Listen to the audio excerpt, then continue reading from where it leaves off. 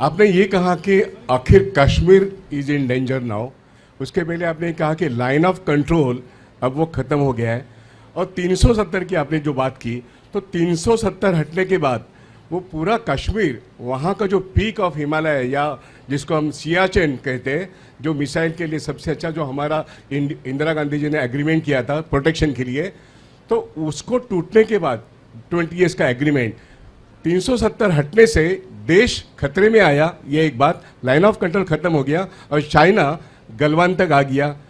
ये कितना रिस्की है, और हमारा सियाचिन वो अब हमारे हाथ में जाएगा या चाइना के हाथ में जाएगा? देखिए, अगर आप नक्शे पे कैजुअली सरसरी तौर पे नज़र मारिए, मैंने अपने दफ्तर में क्या किया है, बड़े बड़े नक्शे जो भी मिलते थे कमर्शियल, मैंने हर एक चीज़ के लगा रखे हैं, जैसे कि मैं देखता रहा हूँ दुनिया में क्या हो रहा है, इधर उधर क्या हो रहा है, दैट इज़ माई जॉब। तो आप ये देखेंगे जो सियाचिन है, it is sandwich today, because एक तो चीन, जैसे मैंने आपसे कहा था, ये हमने जब हम माने नहीं, ये आपको ये थोड़ी सी बात और बताता हूँ मैं, वेरी इंपॉर्टेंट।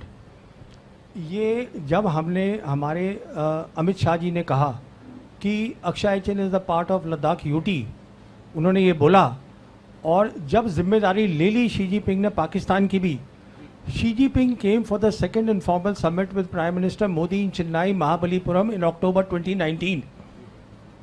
और जो एक खास बात शी जिनपिंग ने रिक्वेस्ट करी प्राइम मिनिस्टर से, जिसको हमारी मीडिया ने बताया ही नहीं, जो कि हिंदू का जो कॉरेस्पॉन्डेंट था चाइना में, उसने लिखा, मैंने वहाँ से देखा, वोंग ही फॉरेन मिनिस्टर था, who was part of that second informal summit. Xi Jinping told prime minister Modi that if you want peace in South Asia, you have to look at the triangular peace, peace between China, Pakistan and India.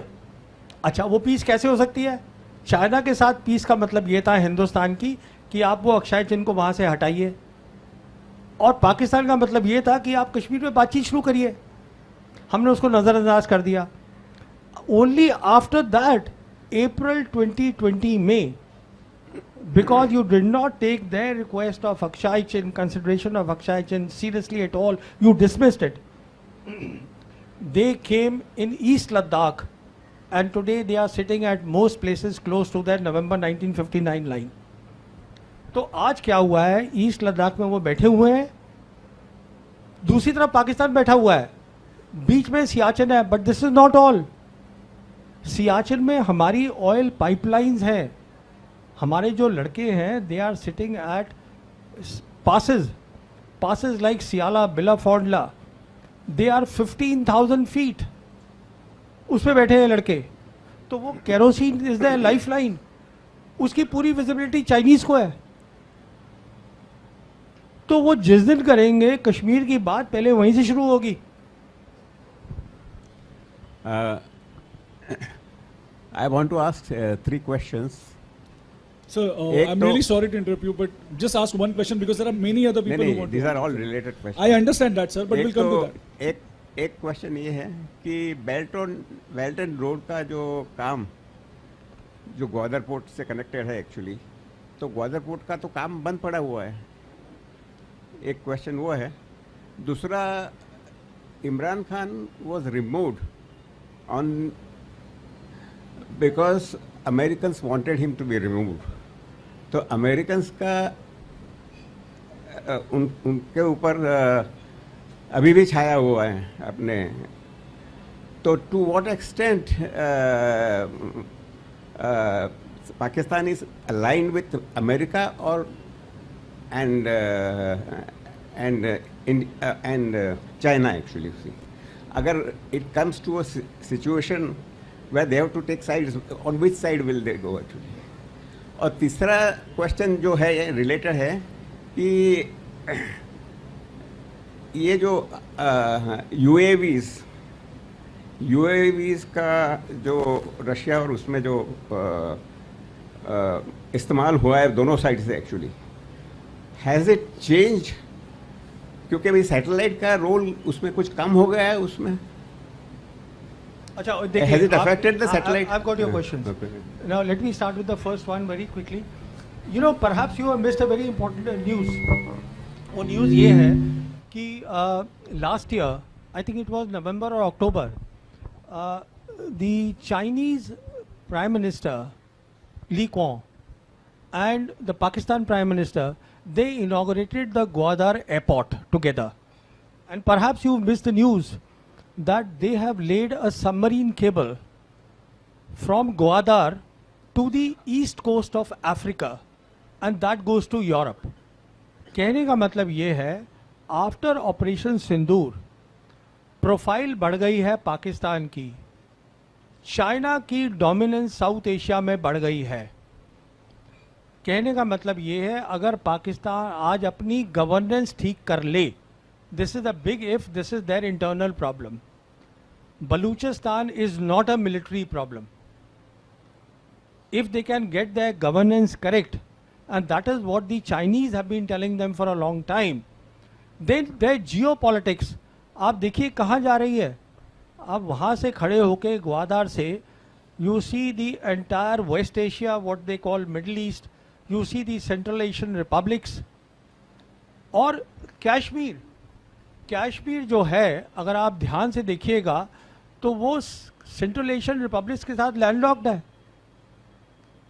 तो India को तो वो strategically बिल्कुल अलग कर सकते हैं. That is the answer to your first question. Second question आपका पॉलिटिकल है, मैं पॉलिटिकल सवालों के जवाब नहीं देता. थर्ड क्वेश्चन आपका है यूएवीज के ऊपर. देखिए, यूएवीज का अलग रोल है, सैटेलाइट का अलग रोल है. They are not aligned, you know, they are entirely different. In fact the future of UAV is artificial intelligence in UAVs where. अच्छा, आपको एक और बात बताऊं. पिछले हफ्ते president Putin has announced that we are now building a army, a robotic army as a separate arm. तो मैंने एक किताब लिखी है, the last war, that came out in 2022, where I have shown a scenario that how the humanoid robots will be there in the battlefield. और ये सब मुकम्मल होगा in the next 2-3 years, because the Chinese and the Americans today are leading in humanoid robots, that along with driverless cars, and the third thing जिसको आप सोच नहीं पाएंगे, Chinese have started a new thing called low earth economy. उसका मतलब ये है कि ज़मीन से लेके और 1 किलोमीटर की हाइट तक, now they are using that for economic purposes like robo taxis, and they are saying that by 2030 this will give them $20 billion. तो देखिए ये क्या होता है टेक्नोलॉजी में. पहले आपको आइडिया चाहिए होता है, इमेजिनेशन चाहिए होती है, then you work on that. That is how you innovate. Chinese are doing it. I have So just please. one question. Do you think suspension of Indus water? Sir mike चालू आहे, जवळ घेऊन बोला फक्त. हां, हाँ. तोंड. I have just one question. Here. Do you think suspension of Indus water treaty is a wrong decision? Sorry, do I think what? Suspension of Indus water treaty is a wrong decision, do you think? No, we haven't suspended it. We have put in abeyance. That basically means that the data will not be shared between the two countries, so they will not have the forewarning. Because देखिए, Pakistan is a agriculture economy, कि वो drought होगा, कि floods आ जाएंगे वहाँ पर. If there is no exchange of data, official उनको नहीं बता रहे, हम नहीं बता रहे, plus we are threatening them कि हम अपने रिजर्वॉयर्स बना लेंगे. वो आप कुछ नहीं बनाएंगे, because they take time and investments, और तब तक चाइनीज़ विल कम इन. तो हमने बेसिकली जो किया है, it doesn't go well with our profile of wanting to become a major power. ये छोटे मोटे मुल्क होते हैं ना, इधर उधर कुछ कर दिया types. When you are a major power, you have to think big. That's my thinking. Right.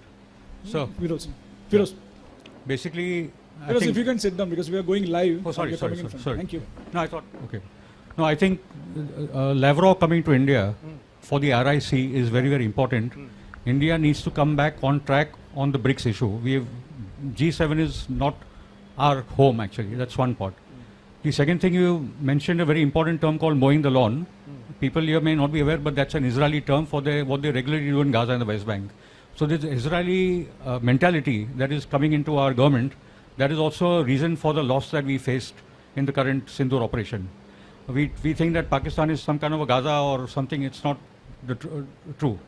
The third element, I think we need to go beyond this term of terrorism as a central problem. It is in for the world because we have ISIS and Al-Qaeda ruling in Syria, and those are the terrorists that America has brought into Syria. And the point being that I think it's high time that we realize that what they do in Kashmir to the Lashkar-e-Taibas and the whatever, we are doing the same thing with the BLA and the Tehrik-e-Taliban over there. So it's a cross-border terrorism on both sides, and it's high time that the peace movement in India spoke on the issue. See, that's all I I'll say. request you Thank to ask question. No, that's all I like. Thank you. It doesn't matter. You know, I just want to make one clarification. See, Sergei Lavrov is not coming for RIC alone. In my assessment, he is coming for the coming visit of President Putin. President Putin is supposed to this year, because we have this agreement that there's a summit meeting, alternate, in Moscow and India, in Delhi. So it's President Putin who is supposed to come here, and plus, of course, he's coming here to resolve other issues. In my estimation, the two big issues are that India needs more of S-400s, India needs more of BrahMos technology, and India needs to, and the Russians need to hear from the Indians about the de-dollarization move that is going on in BRICS. Because as I said, the BRICS summit is there on the 6th-7th July. So, isme already the proposal has gone from the Indian side, and the proposal is that we are open to the idea of the digital trade, because हमारा जो UPI है इसको हम बढ़ा सकते हैं. तो अब वो कितना दूसरी कंट्रीज़ को एक्सेप्टेबल होगा नहीं होगा, that we will see. That is our proposal. That is the best that we are able to for the time being, unless we retract. I don't know, because there is still time to do that.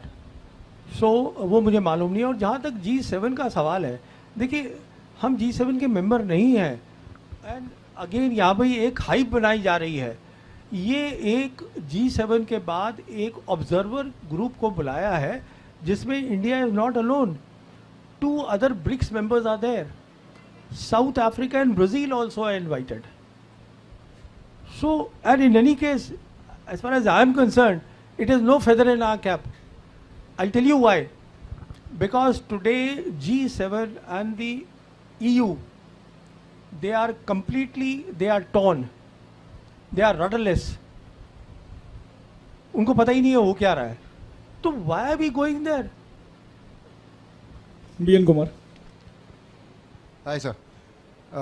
With all the discussion that happened so far, I get the impression that it is not Operation Sindoor, but Operation Blunder rather. Was it too early for us to have agreed for the ceasefire? And once upon a time, we were looking at, the world was looking at China plus strategy. Is it not the right time for us to look at US plus strategy also? देखिए, as far as Operation Sindoor was concerned, neither side wanted to escalate, because both sided. हमारा जो था objective was only to show our people, this was in my assessment the objective of the government, कि हम अंदर घुस के मार सकते हैं. And their objective was basically to learn the lessons. Not only have they learned the lessons, the Chinese also have learned the lesson, and I'm absolutely certain that their top military officers would be confabulating and doing a lot of briefing and debriefing and making the next strategy. तो दोनों का, neither side wanted escalation, but दोनों side को idea हो गया है कि अगली लड़ाई जो होनी है, अगर हम अपनी पॉलिसीज नहीं बदलते, वो तय है, तो वो कैसे लड़ी जाएगी वो समझ में आ गया है. अब जहाँ तक आपने प्लंडर की और दूसरी बातें करी वो पॉलिटिकल इश्यूज है, मैं उनमें नहीं जा रहा हूँ.